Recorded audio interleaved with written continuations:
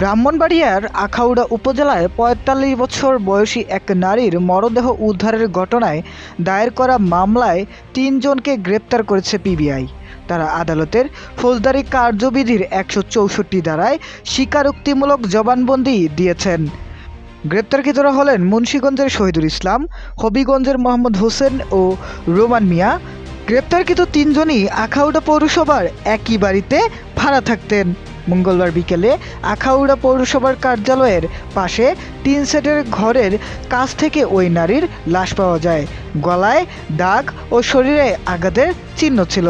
PBI জানায়, সোমবার রাত ৩টার দিকে অজ্ঞাত নম্বর থেকে ফোন পেয়ে ওই নারী বের হন।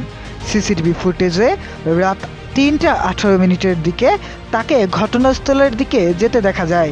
পরে নিখোঁজ হওয়ার কিছুক্ষণ পর লাশ উদ্ধার হয়। জবানবন্দিতে আসামিরা বলেন, ঘটনাস্থলে গিয়ে প্রথমে শহীদুল ওই নারীকে ধর্ষণ করে। পরে সহযোগী হোসেন ও রোমান ধর্ষণের চেষ্টা করলে নারী বাধা দেন। এতে ক্ষুব্ধ হয়ে তাকে হাত পা বেঁধে হত্যার সিদ্ধান্ত নেয় তারা। হোসেন গলা চেপে ধরেন, শহীদুল ২ হাত এবং রোমান ২ পায়ের উপর দাঁড়িয়ে নারীটির মৃত্যু নিশ্চিত করেন। পরে লাশটি ফেলে পালিয়ে যায় ৩ জনই। পিবিআই আরও জানায়, এ ঘটনায় আরও তথ্য সংগ্রহ ও তদন্তের কাজ চলমান রয়েছে।